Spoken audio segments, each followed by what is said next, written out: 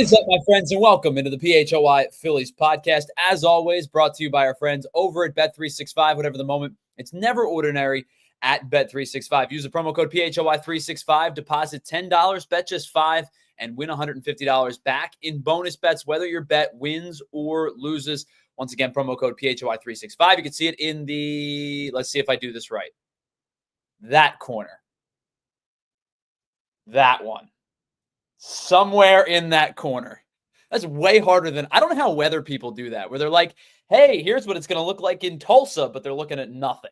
It's incredible. Anyway, welcome back to the PHLY Phillies Podcast. A little bit of an impromptu watch along today, as we figured the Phillies are on at 1:05. Normal start time for us is 1 o'clock. No sense in trying to go up against the Phillies. So why don't we go with the Phillies? And so we'll do a little bit of an impromptu watch along today. It's not going to be the full game length like we normally do our watch-alongs. It is going to be an hour like our normal podcasts are. So we'll be with you for the first 3 or 4 innings, whatever. We'll end at the end of an inning is what I'm trying to say. So hello to everybody who's here. Hello to everybody in the chat. And, of course, hello to Andrew Frazier for producing today's show. We'll talk to Andrew in just a little bit. We have to get to our Ace Hardware temperature check segment. We have to get to our big deal segment, and we'll do it all coming up in just a little bit. So an hour to do things and a lot to get into. So let's jump right into things. Let's start with the news and notes of today's game. Obviously, the big deal is that Jesus Luzardo takes the ball for the Phillies in his last 2 starts, 5 2/3 innings pitched, 20 earned runs allowed. Conversations of, is he dealing with arm fatigue? Conversations of, is he tipping his pitches? Is he just, what's going on with Jesus Luzardo? And I talked about it on Friday after his last start. One of the things that really jumped out to me was that he was throwing a ton of pitches well over the heart of the plate. There was not a lot of miss in terms of swing and miss with Luzardo in his last start and really in his last 2 starts. The Blue Jays hit him fairly hard. The Brewers hit him fairly hard. Now, there were some, like dumpy base hits that found their way into soft spots. And those things tend to happen when you're just not pitching well. It's kind of the same. It's inverse. It's the inverse when you're hitting. It's like when things are going well, you're getting the bleeder down the line, or you're getting the ball that falls into no man's land in left field, or, a perfectly executed bunt like you saw the Phillies do a couple times on Monday night. Those things tend to happen and go in your favor when you're hitting well. They tend to not go in your favor when you're pitching well. And I think there's been a little bit of unluck, but I think there has been a lot of hard contact and not a lot of swing and miss. And the reason there's not been a lot of swing and miss is because he's been over the heart of the plate way too much in his last 2 starts. So he looks to bounce back tonight. Not an easy task as he gets going against the Chicago Cubs, who yesterday dropped an 8 spot on the Phillies, averaging well over 5 runs, much closer to 6 runs per game than they are to 5 runs per game. Second in the league in runs scored, first in the league in runs per game, top 5 in baseball in just about every statistical category, if not top 5, top 10, in just about every offensive statistical category, whether it be hits, extra base hits, home runs, on base, OPS, all of it. Like, there's no secret to how this Cubs team is succeeding. They're succeeding on the back of their offense. They're succeeding on the fact that the Cubs bullpen has been excellent over the last couple of weeks and into the last month or so, and the starting pitching is keeping them afloat. And you have a guy today who I think numerically has been, his numbers are worse than what he's looked. Now, if you believe in the unlucky type of player, the hitter that smokes the ball right at the shortstop, the hitter that puts one in the alley and the center fielder makes a nice play, the pitcher who gives up a 45-mile-an-hour exit velo ball that just found some space. I think those things are real. And if you look at all of those metrics, Ben Brown is way better than his 5.21 ERA would suggest. If you think about expected ERA, if you think about the stat Sierra, if you think about a bunch of different numeric, like metrical, computer numbers, you can call them the nerd stats, if you will. If you think about all of those things, Ben Brown has been much better than his numbers suggest. Really good stuff for Ben Brown, power fastball.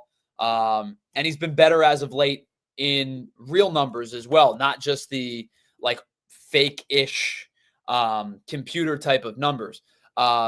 averages 96 on the fastball, really just kind of a two-pitch pitcher, 58% fastball, 38% curveball. He'll sprinkle the change in from time to time, but he's really just relying on his fastball and his curveball to get ahead and stay ahead. He's generating a ton of whiff. He's not walking a ton of guys. His strikeout rate's in the 80th percentile. Is prone to some hard contact, is in the bottom 10% of average exit velocity, giving up exit velocity at almost 92 miles an hour. But it's a guy whose ERA is, now he's 5.37. I apologize. And his expected ERA is 4.21. So, I mean, you're talking about a guy with a one full run differential expected ERA versus actual ERA. Strikeout rates are good. Walk rates are okay. But he is prone at times to giving up hard contact. So the Phillies find themselves in kind of an uphill battle today, going up against a good Cubs team with an opportunity to hand the Phillies their fourth consecutive series loss. Jesus Luzardo, I think above anything else, Jesus Luzardo is going to have to give the Phillies length tonight. So last night, Mick Abel goes 4 innings, requires the bullpen to give you 5, and they end up being the ones that lose the game. Mick Abel gave up 3 home runs. I thought Mick Abel was okay. Command was, I think of his 3 starts, the command was the worst of the 3. You could see it in the walks. He gave up 3. He hadn't walked anybody through his first 2 starts, his first 11-plus innings pitched. Serves up 3 solo home runs. I think 2 of them were left up in the zone. And when you try to run a fastball up in the zone, and I'm not talking about letters and above, I'm talking about belt to letters. When you try to run a fastball up in the zone against major league hitters, they're going to take advantage. Ian Happ took advantage. Kyle Tucker took advantage. And he served up three solo shots. But the biggest out that he recorded last night was the strikeout to Kyle Tucker with, I believe, the bases loaded, but there was definitely runners in scoring position. And it was 3-2. He had nowhere to put Kyle Tucker. He looped a curveball the pitch prior and then threw another curveball that wasn't a strike, but Tucker really looked off balance and just didn't do much with it.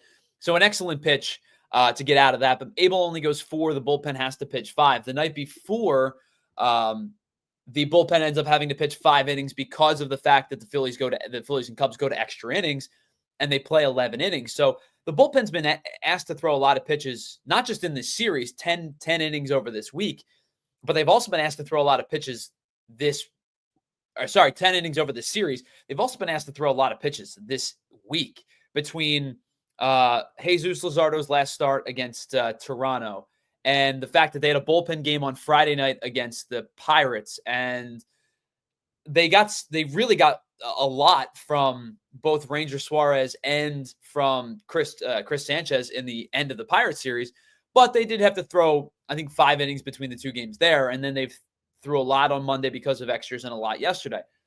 I think Jesus Luzardo has to go 6 today.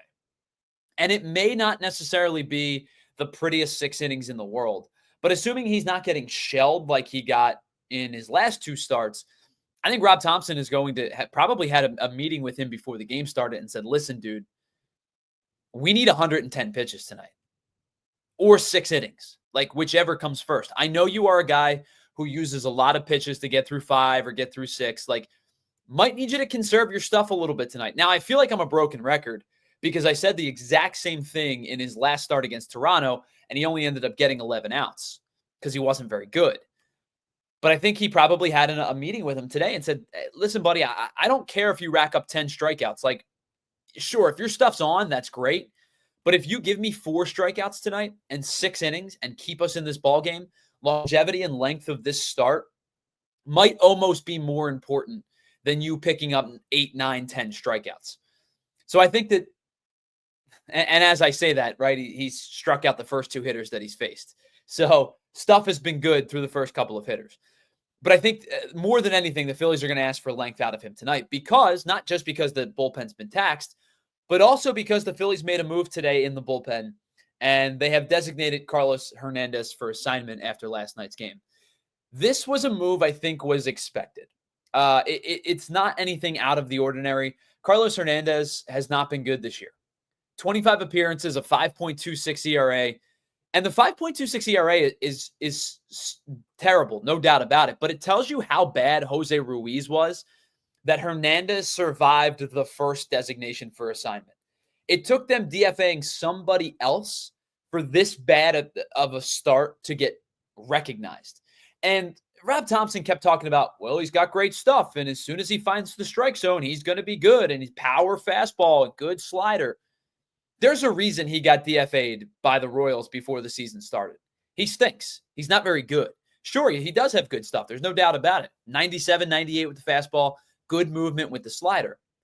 But if you can't locate, and if you're not missing bats, then you're not valuable to a team, even in the low leverage positions that you were in. Carlos Hernandez, through 25 appearances this year, was allowing 11 hits per 9 innings pitched. He was also giving up 4.5 walks per 9 innings pitched. He had a 1.75 whip in 25 2/3 innings. So on top of the fact that he was giving up runs like crazy, he wasn't missing bats, and he was walking a ton of guys. Like, this shows you how bad Jose Ruiz was, that he was the first choice. And it was the right call. Ruiz was also terrible. But at least with Ruiz, if you were to say to me, who would you have DFA'd first? I probably would have DFA'd Hernandez first. And the reason being is because at least with Ruiz, you had somewhat of a track record from last year, and he was arbitration eligible or arbitration controlled. With Hernandez, he had no options left. So there was no send him down to the minors with the exception of, does he pass through waivers? And quite frankly, the way he's pitched, maybe it wouldn't have mattered. Maybe he would have passed waivers and reported to AAA, but the Phillies decided, you're not worth our time anymore. We're going to designate you for assignment. Now, there is an opportunity, I guess, in some capacity for him to report back to AAA after going through this DFA process, but he's been terrible, like really, really bad this year. And, you could sit here and say, man, he throws 98, wipeout slider. Well, he's in the bottom 2 percentile of barrel rates. He's in the bottom 30 percentile of hard hit percentages. His average exit velocity was almost 91 miles an hour. He wasn't getting a lot of swing and miss. He wasn't striking a lot of hitters out, and he was walking far too many hitters for the pitcher that they were expecting him to be. So Carlos Hernandez has been DFA'd by the Phillies, and it's not a surprising move. It's not a surprising move. All right, we're going to take a break in just a moment after the top of the first. We'll do that in just a second. But before we do that, let's welcome in our second member of today's show. That's our buddy Andrew Frazier. Andrew, what's going on, my friend? Yo, what's going on? How you doing? Any surprises to you that Hernandez was DFA'd after last night? No. Nothing at all. No. No surprises here. So I mean, move that needed to be made. He gave up another 3 runs last night. Between he and Joe Ross, they ended up giving up 5. And so the runs got charged to Ross and Taijuan Walker, but he was the pitcher of record, or was the pitcher that gave up the inherited run. So he went an inning in 2/3, technically gave up no earned runs, which they weren't his inherited runners, or they weren't his runs to give up, but another outing where he gave up inherited runners. Like, this bullpen was short to begin with. Oh, yeah. And so you have now DFA'd 2 pitchers in the first 2.5, 3 months of the season and turned to carousel of guys between Seth Johnson and Alan Rangel and Max Lazar, and now brought up Michael Mercado, who was pitching decently in AAA. Mm-hmm. This, to me, Andrew, just feels like let's see what these young kids can do. Oh, yeah. It's blind, throw the dart to the wall, see what sticks. Hopefully we land on something. They just don't have options. It feels exhausted, this bullpen, the way that these guys have been performing, and then you lose, obviously we'll talk to ad nauseum about, how you lost some of your best bullpen arms in the offseason and how you probably should have retained some of those guys. And this is the product of that, and who knows, maybe we can get some of these younger guys in AAA to come up and help out. Maybe we can get some of the starters into that rotation, that bullpen rotation, and help out. When Nola, when he gets back, if he gets back, and some other guys. We'll talk about that later, because that seems now to be an if, not a when. Yeah, it definitely seems like an if.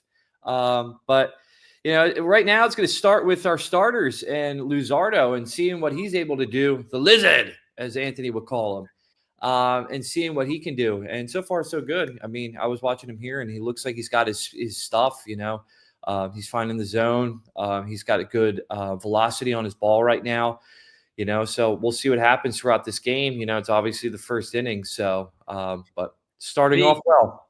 So the other guy in the bullpen that I'm going to preface it by saying this. I think you and I specifically have given Taijuan Walker as much flowers as he's deserved for the early portions of the season, right? Yeah. Mixing roles, changing up his role, was a starter, was a reliever, was a starter. And I think for the first couple of months pitched really well. And I have to tip my cap and give him a lot of credit. Yeah. The one thing that I was worried about was when they moved him out of the long relief role and said, hey, we're going to try you as a high leverage reliever. That to me was the one that might have been a step too far, because throughout his time with the Phillies specifically, Taijuan Walker's worst inning as a starter was the first inning. Last year it was putrid, like terribly bad. But even 2 years ago when he won 15 games, his first inning was like a settle-in inning. And it's kind of one of those things where to get to Taijuan Walker, even when he was pitching better, the best way to do it's in the first inning before he gets settled. So in a one inning sample size, that just tells me that you're inviting the type of outing that you saw last night, where I just think he has a starter mentality, and whether he deserved to be in the rotation or not is beyond the point. And I think at this point, the answer is probably no, because of how well McAble's performed in 2 of his 3 starts. Yeah. But I think with Walker specifically, having a starter mentality is being able to battle through 5 or 6 innings. Having a reliever mentality is coming out there and firing for 20 pitches. Yeah. It's a different mindset. And I understand, like, we've given him a lot of credit for being a chameleon type of guy and a great teammate. But when they said, hey, we're going to start to use him in high leverage 1 inning roles, I said, I think to me, that's a little bit too far. He's a distance guy. He's not a sprinter. So to expect him to just jump right at the gun and fire off and on cylinders, it's been proven that he can't do that. So to put him in a position where he needs to be able to achieve that goal, it's not working out. So I applaud him, for what he's been able to do and the team player that he's been in allowing all of these different changes, going into the starting rotation, going back into the bullpen. It takes a lot from somebody to be able to do that. And so mentally, I applaud him for being able to, be that team player. I don't know if I might be a hit behind you, but Trey Turner got on base. Yeah, I'm a couple pitches ahead. Yeah. Because Schwarber's actually pretty deep into his count right now. So 2-1. Yeah, 2-1 Schwarber. Yeah. Okay. All right. So after this Schwarber at bat, we'll pause and tell you about some of our friends. Schwarber, by the way, un-June-like Schwarber. And I said the other night, I think Schwarber's June, which is typically his like smoking hot, like off month, happened a month early, because Schwarber was excellent in the month of May. Oh, yeah. Just an unbelievable month of May from Kyle Schwarber. He's struggling in the month of June so far. I believe that the number was a strikeout in like 23 consecutive games, which is not totally uncommon from Kyle Schwarber. But he has just 4 hits in 35 at-bats in June. Pair that with 17 strikeouts through the first 10 days of the month. Average down from 266 to 244. And this, none of this is to say, like, I'm not concerned about Kyle Schwarber. No. This is the type of hitter that Kyle Schwarber is. He'll explode in a week or 2 or in a month and go right back to with a 10 home run month or a 12 home run month. But this is the dip part of Kyle Schwarber, where normally it happens in April and then he accelerates in May and June. He came out of the gates firing, and now he is dipping a little bit. Yeah, I mean, there's about 3 guys right now on this team where you don't really need to be too concerned about them. Schwarber being one of them. He's going to have a dip, but he's going to find it. I don't know. It's funny, and I keep thinking about this team and like what they're going through, and I feel like there's like a bug almost in the clubhouse. Like I don't know if it's just the in and out of Harper and like his injuries and stuff like that is affecting the team, but there's something like a mentality wise that I think is just like lingering over this team. And hopefully, because it's happening so early in the season, that later in the season, they'll be able to improve and really show us what they got. That's what I'm hoping, but we'll see. Well, I do tend to wonder, is there a sense of, because they have said it, this business. This is a professional clubhouse now. Sure. Like, they've kind of done away with the extra fun. They care and all the better or worse, right? They've done away with the extra fun. I do wonder if over 162 games, you find yourself professionally going through the motions a little bit. And I'm not gonna knock a player or a team for doing that over a 162 game season, but I do think at some point there has to be a lock back in. And if you let it linger too long, can you lock back in is the real question. Yeah, and like I just use the Eagles as an example because, obviously they're our bread and butter and they're winning and they've just won the Super Bowl.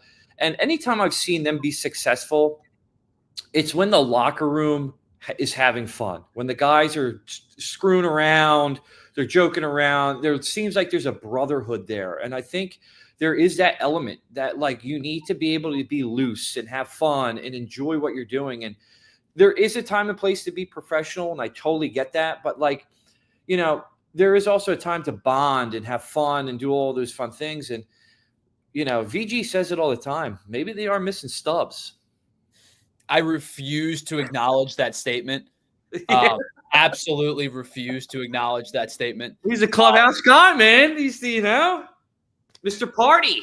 1-0 Phil's manufactured run. So a leadoff base hit, a walk, and then double steal, and then a ground ball out, and manufacturing some runs. And that's something that we have pleaded with them to do over the last couple of years. And we saw it on Monday, right? A pair of bunt base hits. Now, one of them was a sacrifice attempt that ended up just being such a good bunt that it ended up being a base hit. But a pair of bunt base hits in the 11th wins you the game. Tonight, early in the game, get on base, steal a couple bags, drive a run in. Like, they'll trade the out for the run type of thing. Yeah. And they're up 1-0 already. And I'm not saying that means they're going to win the game, but it is nice to see a manufactured run early in the game because it's something that they've struggled with over the last couple of weeks. Like, I go back to that Pirates series, and Kyle Schwarber hit a leadoff home run a first inning home run in Saturday's game. Yep. And Andrew Heaney still threw 5 pitches in the first inning. Yeah. He was at 5 outs through 10 pitches. Like, crazy. There is a balance between, and I talked about this on Friday, and it feels like it's just me picking and choosing and being almost it's maybe me just being opportunistic when I have the ability to do it with this conversation. But there's a balance between, I love the approach they took early in the season. Mm-hmm. I think that it was a much improved plate discipline type approach where they were whiffing less, they were chasing less. And then it almost swung to a point where they were seeing too many pitches, Bryson Stott specifically. And then the wrecking ball came swinging back the other way, where there's a lot of first pitch ground outs. There's a lot of first pitch outs. Alec Boehm specifically is in that portion of the conversation. Oh, yeah. I think there has to be a semi-middle ground between the two where when you have an opportunity to jump on a first pitch fastball, do it. Don't let it go by. But also situationally, you have to extend an at-bat, when it's called for. Yeah, definitely. I agree. And I know some people will say if it's in the zone, swing at it. But, like, there is also, like, selection, and just because it's in the zone doesn't mean it's the best spot, that you can hit a ball. If a breaking ball falls through the zone and all you're going to do is saw your hands off with it, it's a tip of the cap pitch, especially early in the count, right? If you get fastball middle, go get it, right? No doubt. Yeah. But if you get change up down in the zone or slider on the hands or, something like that, time and place for all of these things. Definitely. 2-0 Phil's now. Max beautiful double. And so they've jumped on Ben Brown a little bit early, and that's something that we asked for. All right, let's pause. Let's take a break. Let's reset. On the other side, we have our Ace Hardware temperature check segment. We have our big deal segment coming up as well. But let's pause for just a second. We are behind and tell you about some of our friends here at PHLY. All right, let's start with our buddy at Art of Words, because they say a picture's worth 1,000 words, and with Art of Words, they prove it. Every single piece is entirely handwritten, and it's words that shape unbelievable pictures, whether it be every Eagle ever forming the link or every Philly ever shaping Citizens Bank Park. The one that I have hanging in my childhood bedroom still is Brad Lidge down on his knees with his arms up in the air after the 08 World Series, and it's every single game and the score of every single game from the 2008 season. But it's not just sports. You can get Boathouse Row and Reading Terminal, the Philly skyline, the Jersey Shore. So up and down from the mountains to the Jersey Shore and everywhere in between, you can get the art that you're looking for. It's also available with other cities and other teams. And so there's something for everybody. And they're incredible conversation starters. You'll spot a name and then another name, and then you're playing that game that we talked about last Friday of the name that player type of conversation. These are awesome gifts for every sports fan in your life, whether it be graduation season, which is in full effect, Father's Day this weekend, any occasion really is an awesome time to check out Art of Words and artofwords.com. And if you use the promo code PHLY at checkout, you'll get 15% off of your order. All right, not just Art of Words in this particular segment, but of course, we'll also tell you about our friends over at ALLCITY, because the low prices are blooming. You can continue to spring into savings as we shift into the warmer months. You'll save 50% off your living room, bedroom, or dining room sets. And the best part is you can have it delivered to you all for free. So you'll save on top brand mattresses and get free delivery, setup, and removal of your old stuff. Plus, you can save up to 50% off of those pieces, and you can get long-term, no-interest financing with approved credit. So spring into savings now at ALLCITY, South Jersey, and Philadelphia. Of course, financing with that approved credit. Minimum purchase is required. Some exclusions may apply. See store for details. Hurry to ALLCITY and visit ALLCITYfurniture.com for more information. All right, welcome back to the PHLY Phillies Podcast, brought to you by our friends over at Bet365. Whatever the moment, it's never ordinary at Bet365. Let's dive into our Ace Hardware temperature check segment, which is brought to you by our friends over at Ace Hardware Home Services. From heating, cooling, plumbing, air conditioning, whatever your case may be, head on over to acehardwarehomeservices.com to schedule your next appointment today. This is where we check in on who's heating up or who's cooling down for the Phils. And I wrote this segment last night before the injury. And so I promise you that I did not do this earlier. This would have maybe changed just because of the fact that he's not in the lineup today. I also want to say, this feels like growth for me. This feels like development and maturation for me, because this is me, at least for the month or the couple of weeks' time, admitting that maybe I was a little harsh on one player. Now, do I think his long-term expectation is to be a starter for the Phillies? I don't. But I will say this. For the time frame that we're about to talk about, Brandon Marsh has been very good. Brandon Marsh is our Ace Hardware temp check player that is heating up throughout the month of May and into the beginning portion of June. Since returning to the lineup on what's kind of a semi-regular basis, he's hitting against right-handed pitching. I think he's been really effective. He's slashed .298, .385, .439 for the month of May, and he's continued to hit well into the month of June. So before being removed from the game last night, he was 7 for 17 in the month of June, which is good for a .421 average over an admittedly small sample size. But when you think about where Brandon Marsh has come from a month-to-month basis, things could not have been any worse for Brandon Marsh in the month of April. He was 0 for 29 in the month of April. Do you know how hard it is as a major league player to not record a hit for an entire month when you're playing on a semi-regular basis? I get it. 30 ABs or so is about one at bat a day. It's hard to get a rhythm. I understand that. But he was unplayable for the month of April and then ended up getting injured and missed a bulk of the second half of the month. But since returning from the lineup, oh, by the way, on top of 0 for 29, 11 strikeouts and 29 at-bats, and a 143 on-base percentage. But since returning to the lineup, he had 17 hits in the month of May and reached base safely 25 times in 65 plate appearances. I think he's starting to see the ball a little bit better over the last month or so. Also, since May 1st, he has 8 multi-hit games. seems like it could feel like a little bit, light considering the fact that it's now a month and a half sample size. But considering last May, he had 2 multi-hit games, I think it's been a decent run of play for him as of late. Now, one at bat in particular last night before he exited the game that I want to highlight was an at bat against Colin Ray midway through the game before he ended up being removed from the game. And here is the pitch sequencing from that at bat. It was a 7-pitch at bat, but what I want to highlight more than anything are pitches 4 through 7, because after pitch 3, he was down 1-2 in the count. Called strike 1, ball for pitch 2, curveball for strike 2 on pitch 3. This is where, when Brandon Marsh is not going, all a starting pitcher has to do, and I apologize for the small look of it, but all a pitcher has to do is take Brandon Marsh up the ladder because he can't catch up to high fastballs. And if you see, that is something that Colin Ray tried to do. If you look at pitch 4 and pitch 5, 4-seam fastball, 2-seam fastball on the outer edge, tried to take Brandon Marsh up in the zone. And Marsh fouled both of those pitches off. And he battled in that particular at bat to foul another pitch off, which was the slider down and away, before taking the 7th pitch, the splitter, which, by the way, the slider down and in, before the splitter down and away, which wasn't a terrible pitch, but Marsh did a good job of keeping his hands through the zone, getting the bat head extended, and driving it the other way down the left field line.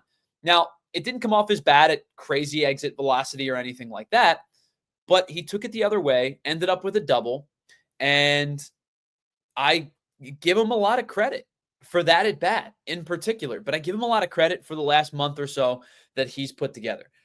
I'm not going to sit here and tell you that I think Brandon Marsh is going to run away with the starting center field job. It's, obviously not playing today due to the injury. Rob Thompson said he might be available off the bench. We'll see what happens if they need him late in the game with a lefty pinch hitter or whatever.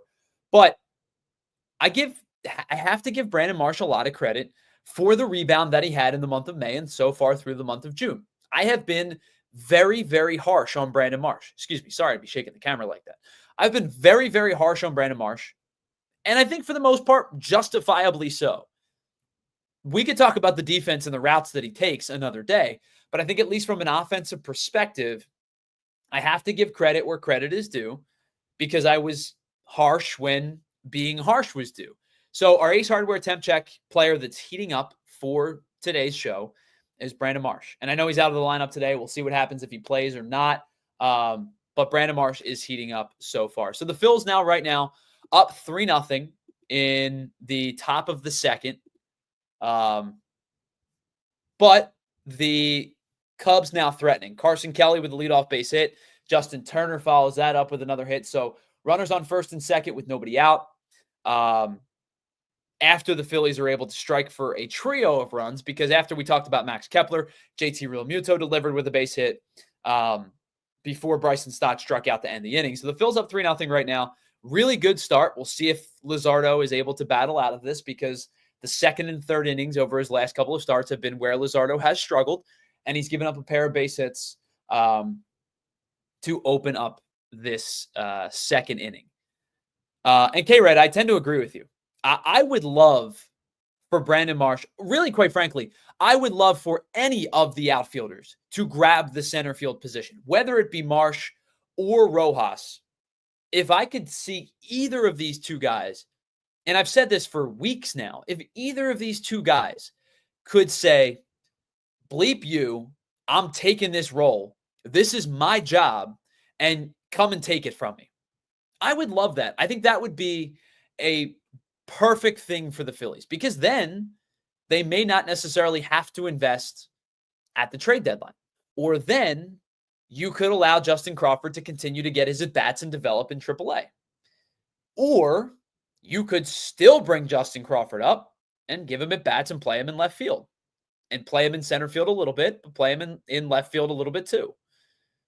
There would be a lot more flexibility and a lot more options for the Phils if either of these guys could step up and be the everyday center fielder. The same could be said if Max Kepler could have stepped up and run with being the everyday left fielder. Now, he's got an RBI today, hit a home run in the first game, I believe. But overall, underwhelming season for Max Kepler, a guy that you gave $10 million to. I mean, heading into today's game, he's hitting 208. He's not lighting the world on fire. He now has 42 hits in 198 at-bats. Like, that's not enough for a guy you expected to be an everyday player. So if any one of these three guys over two positions could have just said, hey, I'm taking this job by the reins and it is mine, the Phillies would have a lot more flexibility come trade deadline, because the reality is they already are going to need another relief pitcher.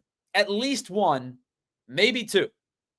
They're already going to need one of those other positions to be upgraded, at least if it's an internal candidate. If it is Justin Crawford, great. If it's an external candidate and they have to acquire a player via trade, not as great, but they're going to have to do it if they feel like they have to do it. Right now, you are struggling offensively at 4 different positions. You are struggling in left field. You're struggling in center field. You're struggling at second base, and you're struggling at catcher. Now, the catcher position isn't going, it's JT's job. Like, he's in no danger of losing the job this year. We'll see what happens, post this season when he becomes a free agent. We'll see what happens with that position. But you're struggling at 4 of your 9 positions offensively on a nightly basis. And we talked about it in yesterday's show. On Monday's show, 5 of your 9 hitters heading into Monday, the beginning of the series, were hitting 245 or worse. And it was Rojas, Stott, Marsh, Real Muto, and Kepler. You need some productivity from at least one of these 3 positions or one of these 4 positions to feel like you have some flexibility. And if one of it can be the outfield, that would be stellar. All right, that's our Ace Hardware temperature checks segment of the show. When we come back, we'll check in on the game. We'll check in on our big deal segment, and we'll wrap things up. We'll say hello to everybody in the chat as well. But for a moment, why don't we pause for just a second and tell you about some of our friends here at PHLY. Starting with our presenting sponsor, our friends over at Bet365, because whatever the moment, it's never ordinary at Bet365. You can use the promo code PHLY365 and deposit just $10, bet $5, and get $150 back in bonus bets, whether your bet wins or loses. You can use that bonus bet money on spreads, totals, player props, futures, and so much more. And that's why, whatever the moment, it is never ordinary with our friends over at Bet365. But you can do right now, in the meantime, is head on over to Bet365 and live in-game bet, because they are the pioneers of live in-game betting. Now, your hometown club currently up 3-0.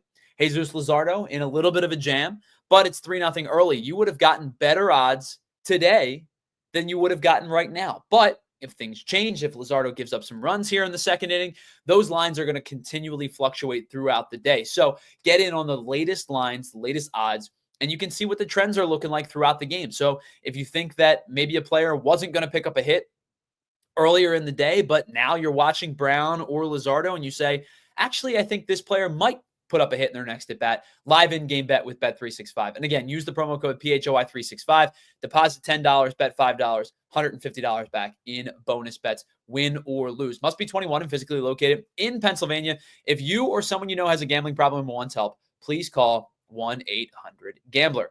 All right, Shady Rays, my sunglasses of choice, because I can't see without sunglasses outside. And it doesn't just have to be a bright, beautiful, sunshiny day like it is today. It could also be a dreary day. It could be a snowy day. It doesn't matter. I need my sunglasses all the time. And with Shady Rays, I am guaranteed incredible optics, but more importantly, polarized lenses that protect my eyes. I need that more than anything, because the migraines, they shut me down, and I am useless for the rest of the day if I've got a migraine. So I get in with my friends at Shady Rays. I drive with them. I'm outside with them. PHLY golf outing this weekend. I'm going to be wearing my Shady Rays no matter if the rain holds off or not. And you can find your pair, the pair that works best for you, in just about any given style, whether it's the aviators, the more traditional sunglass look, the sportier look, whatever you're looking for, Shady Rays has you covered with a color, a style, and a look that works best for you. And if you're not happy with the pair that you buy, you can return them or exchange them worry-free up to 30 days. So there is no risk for you when you shop. Head on over to shadyrays.com and use the promo code PHLY for 35% off a pair of polarized sunglasses, and find out why 300,000 people, myself included, have rated Shady Rays 5 stars. Once again, PHLY at checkout gets you 35% off a pair of Shady Rays sunglasses. All right, welcome back to the PHLY Phillies podcast. This watch along, as we may not get through a ton of innings tonight here, Andrew. I thought we might get 3 or 4. It's only the bottom of the second, and we're 40 minutes into today's show. But the good news is Jesus Luzardo battled out. How about this? Runner on first and second, nobody out. Nico Horner, strikeout. Matt Shaw, strikeout. Vidal Brujan, strikeout. So, Andrew, I said, hey, maybe cool it on the strikeouts a little bit and give us some depth. And 5 of the first 6 outs, of course, are strikeouts today. Yeah. No, that was great to see. Especially in that jam there, being able to get out of that, 2 guys on base, no outs. That's exactly what we want to see from the Lizard. So let's get into our and if you don't mind, I want to have you on with me for this segment because I want to chat with you about this. Let's get into our big deal segment, which of course is brought to us by our friends over at Cherry Hill Jeep. And the big deal segment, of course, is what's happening around the Phillies and what's the news. So Cherry Hill Jeep, if you're looking for a Jeep or Ram truck, there's only one dealership in South Jersey who's been the market leader since 1969. You can stop in today and tell them the PHLY sent you, and you can receive an extra $1,000 for your trade-in. And of course, you can shop 24/7 online at cherryhilljeep.com. It is the big deal segment. And today, Andrew, the big deal is that Aaron Nola is going to be sidelined for potentially way longer than we initially expected. So let's go through the timeline of this for a second, and then I want to get your thoughts on how all this has transpired. So Aaron Nola hasn't pitched since May 14th. He gave up 9 earned runs in less than 4 innings pitched against the Cardinals. Hasn't been good all year. So he was placed on the IL, the 10-day IL, with an ankle injury. And then he threw a bullpen on June 1st, and reportedly there was no issues to offer up. But now we're looking at an MRI that reveals a stress fracture in his ribs on his right side. He said initially the pain he thought was because he was dealing with a cold and he was coughing a lot. But now it turns out that there is the excuse me, I said stress fracture. I shouldn't.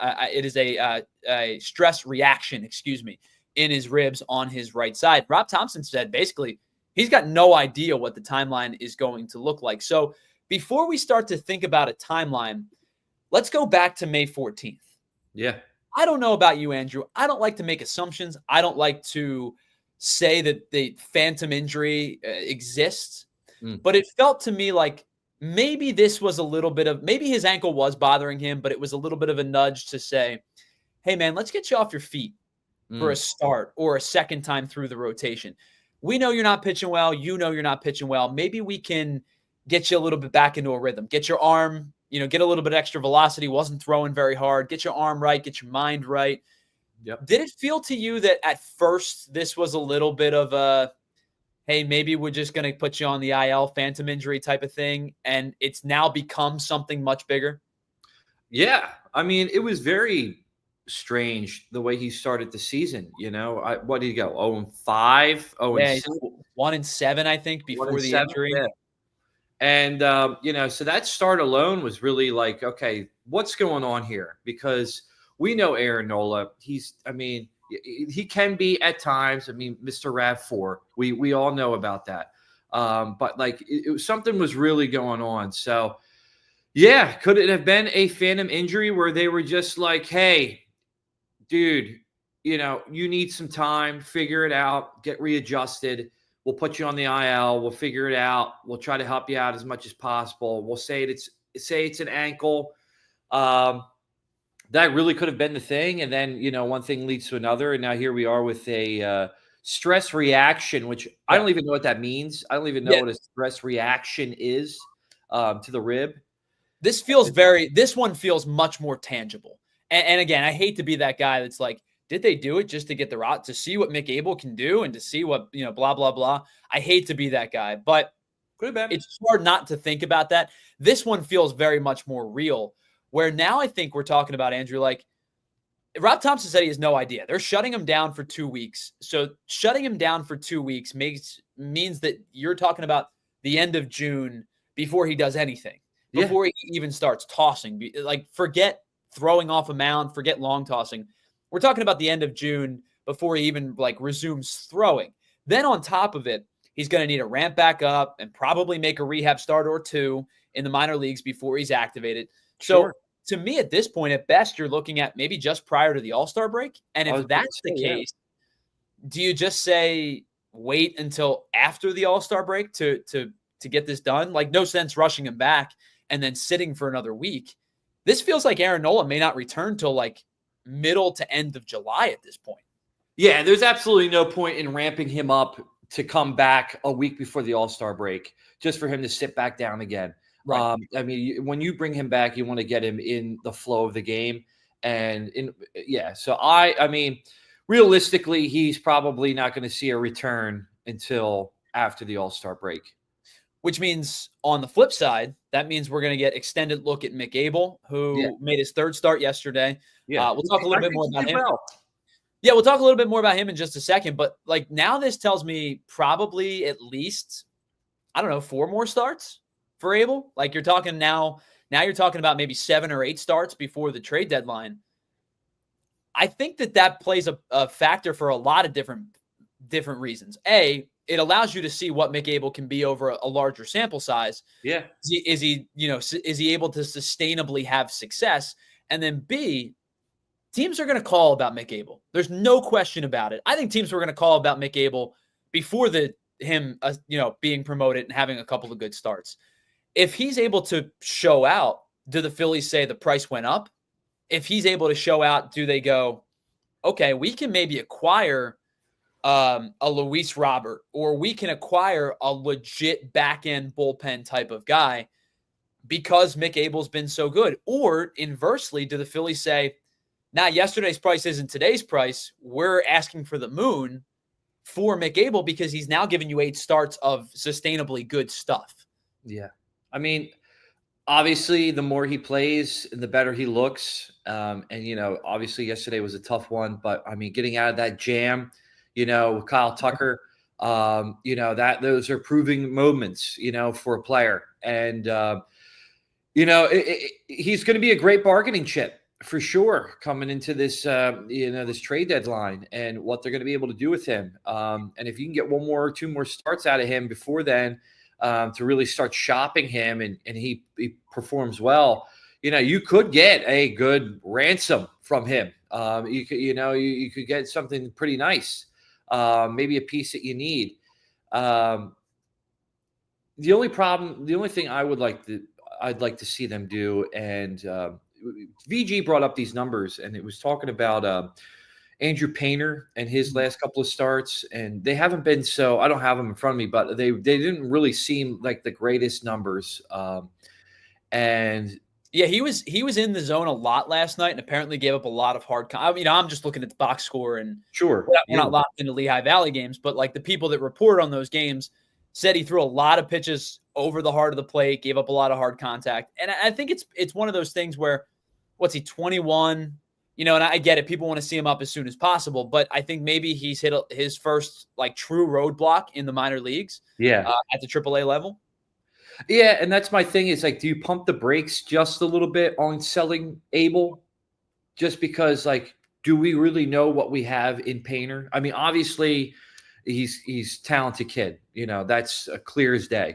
But is there going to be a transition? Is he going to be the kid that we expect him to be? Is Abel coming up now and showing what he's able to prove, where he's been proving? Does that change the mindset of the Phillies to say, hey, maybe we don't get rid of him? Maybe we keep him. I don't know. But if that is their move, is to move him, I can see them getting something nice in return. Yeah, I think for teams that are going to be sellers at the deadline, he is going to be one of the more sought after, type of starters, because I think about guys like Drew Thorpe when the White Sox made the trade with who did they get Drew? Oh, with the Padres, I think it was. I forget. Whoever the White Sox acquired Drew Thorpe for. It was basically like, yeah, he's knocking on the doorstep of being major league ready. Like, if you have a bad rotation, you could start him next year type of thing. And with Abel, I think now that he's made major league starts, I don't know if he's above that or at that, because Thorpe was a super sought after prospect. But I think about now that he's made 3 major league starts, and by the time the deadline rolls around, he'll probably have made 7 or 8.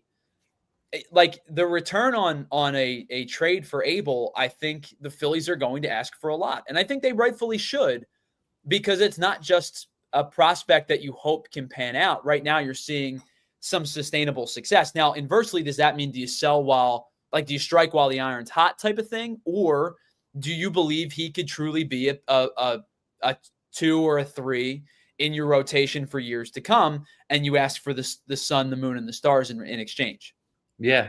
Now, so VG brought something up on Anthony's show today, and he was talking about potential players to keep an eye out for and maybe trade for. And since the Diamondbacks look like they're kind of not going to have the best season and may not even make it into the postseason, he was bringing up Suarez, their third baseman, and saying, do the Phillies make a move for him, being that they may be sellers at the trade deadline, and then have Bohm moved over to first, and could Abel be a piece that you could use in order to get him?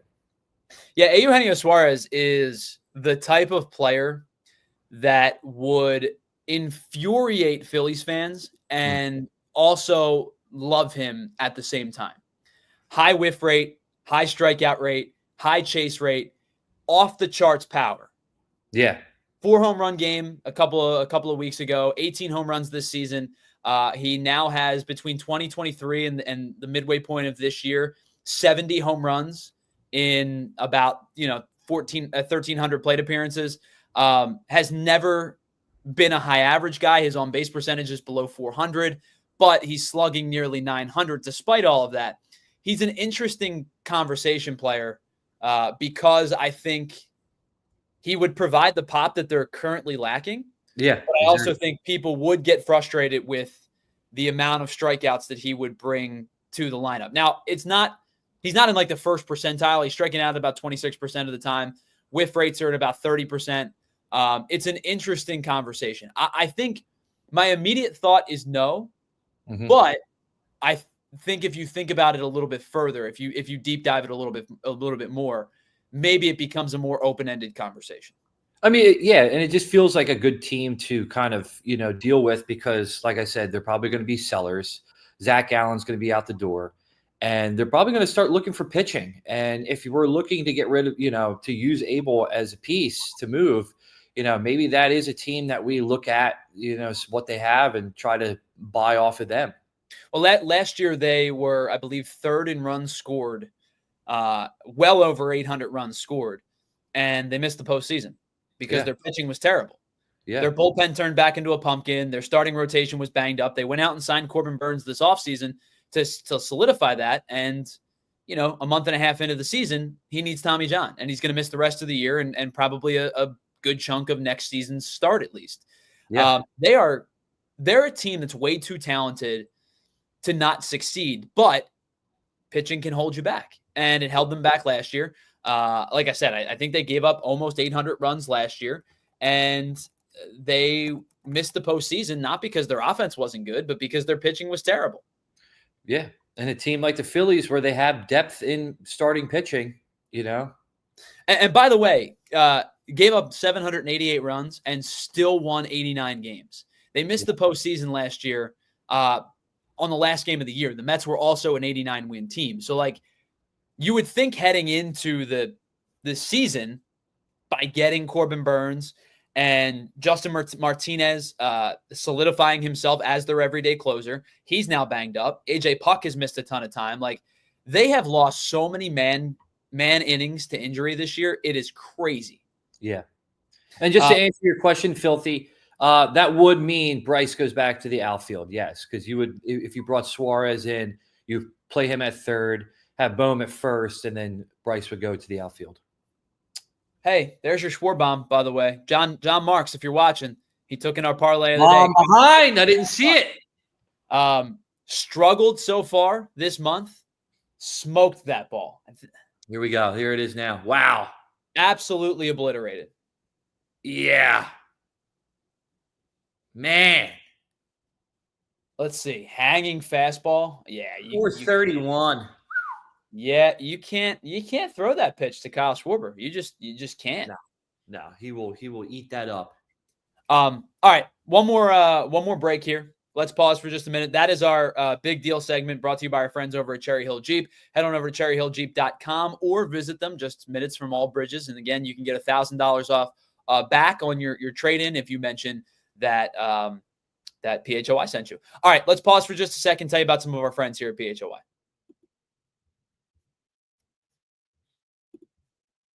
All right, Empire Today. Our buddies over at Empire, they are the experts in flooring. No matter what you're looking for, they are the experts in flooring. They are the ones that are going to get the job done, not just for you in a quick manner, in a timely manner, but in the right manner as well. Because listen, we've all been to the big box stores before, and you wander the aisles and you're asking for help, and sometimes you don't get help at all, and sometimes you do get help, and it's not from the person that knows what they're talking about. No disrespect, but they're not professionals. They're not experts in the flooring industry.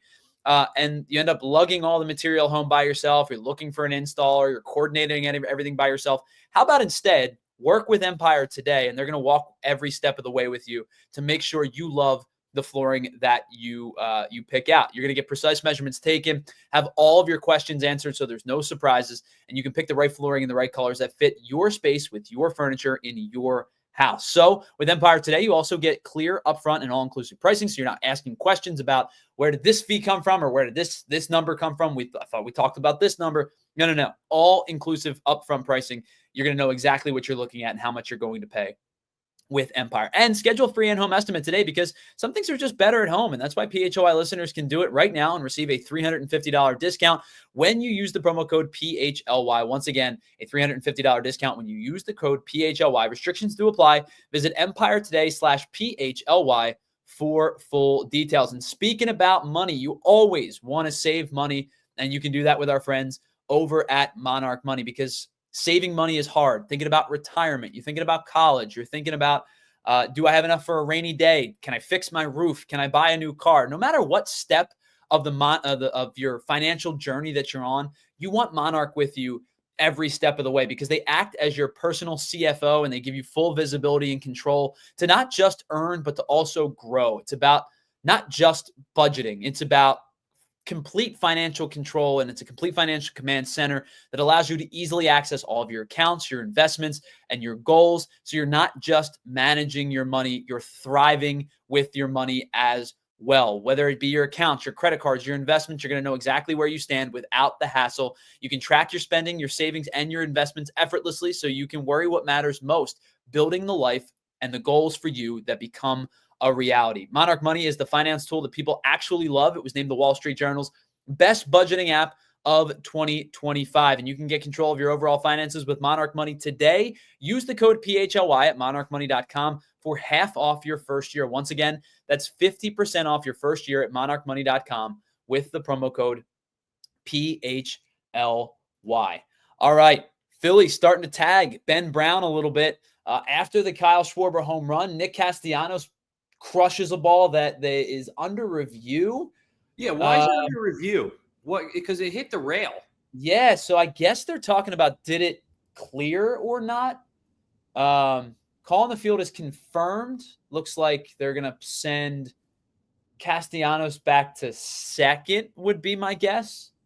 I can't quite see. Obviously, don't have the sound on. I'm so confused by this because it hits the handrail where the fans are. So isn't that out? Because the top of the fence would be home run, right? You would certainly think so. I guess maybe they are going to let him stay at third. And that's a difficult call with the base runners, right? Because it's like, where should you give him? Like, are you playing would it have been a triple game? Are you playing he was standing at third? That's where he stays. So it looks like Castellanos is going to be at third.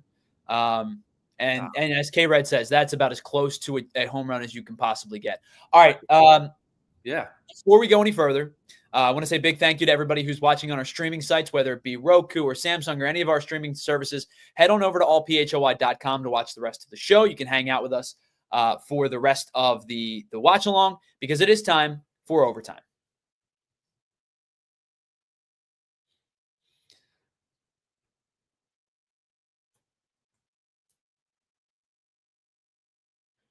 All right, so looking back on it, I think that may be the right call, Andrew. I don't Yeah.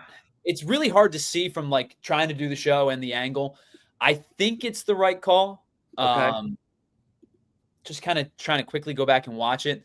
Um, Now, do they look at the placement of the ball where it hit, like whether it was like on top or on the side? Like, does that go into account? it's a good question. I don't know definitively the answer on how they structure it.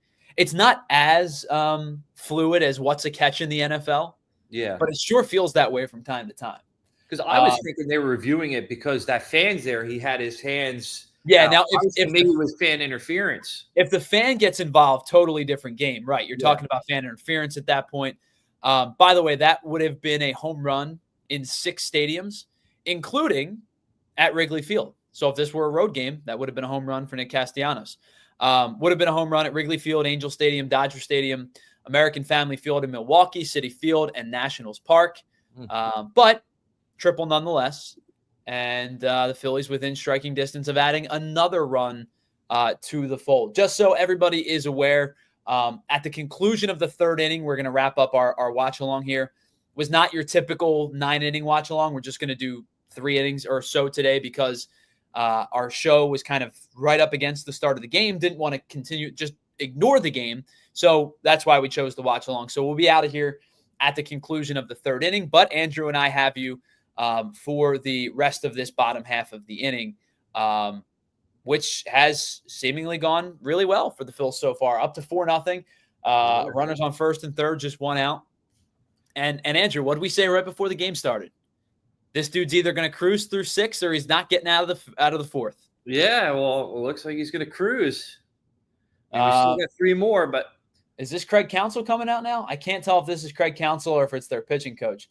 It looks to be their pitching coach. I just got the ball 4 here. Okay. Yeah, pitching coach out on the mound now. I don't know the Cubs pitching coach name. I'm not even going to pretend like I do. They all kind of look the same. Pitching coach. You know what? Actually, this is Craig Counsell.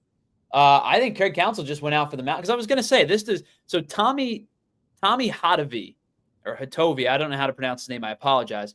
Is their pitching coach, and I guess a former major leaguer, pitched for the Red Sox and the Royals.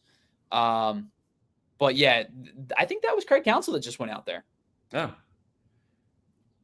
Don't all pitching coaches kind of look the same? They all have like the longer hair. Pitching coaches they look like one of two types. Like it's either the younger pitching coach who's the former player with the lettuce still intact, tall guy, or it's the old dude. Yeah. Right? Like I think about who was the pitching coach forever with the Braves who legitimately looked like Colonel Sanders. Oh, yeah. I know. Yeah. What is his name? I can't look it up. I can't remember his name off the top of my head because it's Rick Kranitz now is the pitching coach for the Braves. Let me look it up. Oh my gosh, I forget who it was. Now it's gonna bug me now. Anyway, not that big a deal. Leo Mazzone? Leo Mazzone. Is that? No, I don't think so. Not too far back. Too far back? Now I'm just Googling it now because I want to know.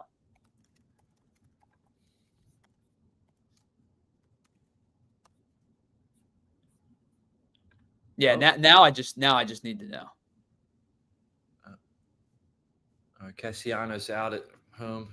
Nah, not that big a deal. All right. Yeah, out by quite a bit. Carson Kelly just kind of standing there like, I'm gonna tag you now. So first and second, 2 outs here. Yeah, I don't know if I would have taken that. Yeah, Castellanos seemed to be running on contact there. Ball wasn't hit overly hard. Strategically, I understand because it gets the third baseman to throw to home, and you get out of the potential double play ball there. Because if Castellanos doesn't go, he throws first, and then first to second, you get the double player out of the inning. So I I get it. He kind of like baited them. Yeah, I get what you're saying. So to me, the thought process has always been ball needs to get behind me for me to go in that situation. Yeah. Because it was first and third, right? And as you said, double play would have been in order. JT moves well enough, I think, could have potentially beat the throw out because it was not hit all that hard. Understand where you're kind of coming from there with trying to avoid the double play to end the inning. Yeah. I'm not necessarily sure I would have taken off there. Yeah. But Bryson Stott flies out, or pops up, I should say, to end the inning. Phillies grab a couple more, though. Grab one more on the Kyle Schwarber home run. So we head to the bottom of the fourth. They strand two, but the Phillies up 4-0 in this one. Big thank you to all of you who hung out with us in the watch along today. Filthy McNasty, Molly and Barkley's Life, K-Red, INS. Who'd we have earlier? Our friend Everyday Mets, who's back. Hello, Everyday Mets. Appreciate you. James Alexander. Thank you for all of you for joining us today. And a big thank you to you, Andrew, for producing and joining and co-hosting today. We'll be back on Friday afternoon at 1 o'clock for the PHLY Phillies podcast, back at our normal time, hopefully in studio again. I haven't been in studio in what feels like forever. So hopefully back in studio for the PHLY Phillies podcast on Friday. So we will talk to you then. Switch on over to the PHLY Eagles podcast. That's at 2 o'clock today. And then at 3, the PHLY Sixers podcast. The Sixers talked to Baylor head coach Scott Drew yesterday. Was an awesome interview talking about VJ Edgecombe. So I'm sure they've got more awesome stuff planned as well. So big thank you to you all. We'll be back on Friday afternoon, 1 o'clock start time. Enjoy the rest of the Phils game today. Phils currently up 4-0. We'll talk about today's game. We'll talk about the series ahead as the Phillies get set to take on the Blue Jays for the second time in a week and a half. And we'll do all of that on the PHLY Phillies podcast, brought to you by our friends over at Bet365. Whatever the moment, it's never ordinary at Bet365.